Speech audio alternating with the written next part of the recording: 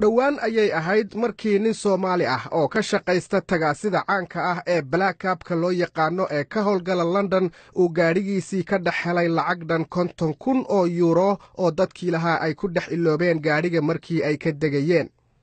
ninkan Soomaaliga ah oo lagu magacaabo Maxamed Cabdullaahi Gaagaale oo tan iyo 2006 ka shaqaysanayay tagaasida ayaa lacagahaasi waxa uu dib ugu celiyay dadkii lahaa.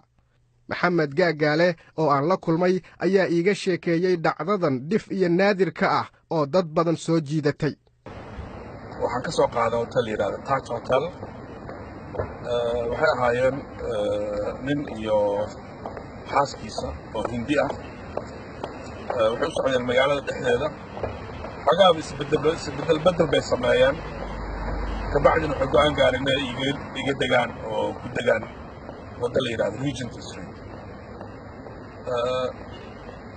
xaaska ayaa wadatay boorso oo Gucci oo kala yar kabacdi markii ay iga tagaan oo lacagtii siiyaan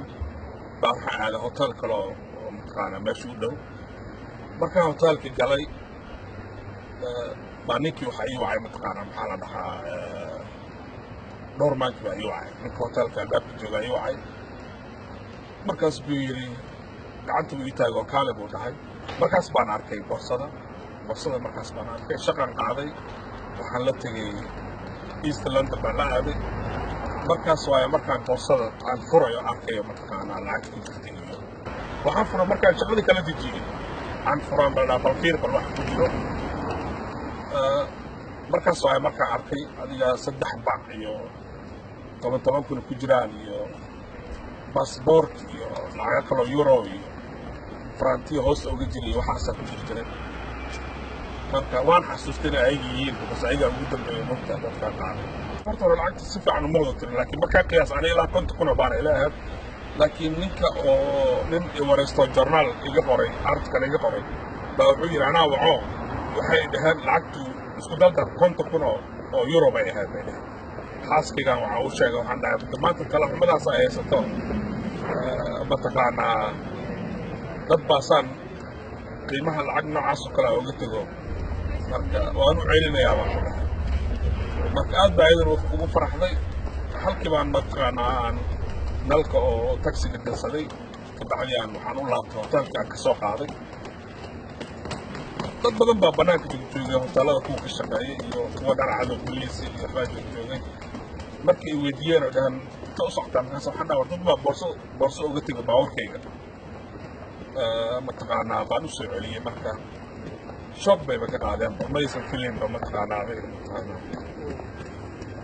marka dadkii ninkii xaaskiisa waxaan waa ayagana meel kale aan oo soo fiirinay bal inaan meel kale naga iyo saas oo kale iyaga marka lacagtii u celisay marka yimaadaan gabadhaan dhahay mataqaanaa ala boorsada leh bal fiiri bal wax kugu jiray inay yihiin mataqaanaa inay dhan yihiin iyo kale habeenkaas ay yimaadeen way fiirisay markii aragtay dhaaday iyadoo ooynayso faraxsan oo mataqaanaa la yaabanba mataqaanaa ninkaan baa lacagtaas ku soo celin kara weliba waxay igu dhahday mataqaanaa waxay igu dhahday haddaa manbaa joogi lahaa maba helaanba. tagaasida loo yaqaano baabuurta badbadow ama Black Cab-ka waa kuwa si weyn caan uga guud ahaan dalka Britain. London waxa ay ka mid tahay magaalooyinka sida weyn ay uga shaqeeyaan. muddooyinkan dambe dad badan oo Soomaali ah ayaa ka shaqaysta baabuurta madow ee tagaasida ah.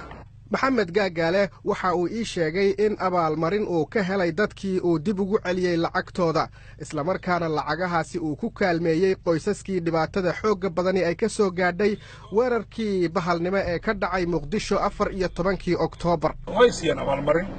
fiican ay siiyeen waana sadaqana u baxsaday alxamdulillah halkaas qaranka Soomaaliya dhibaatooyin badan ee waqtiga arrinta dhacday asla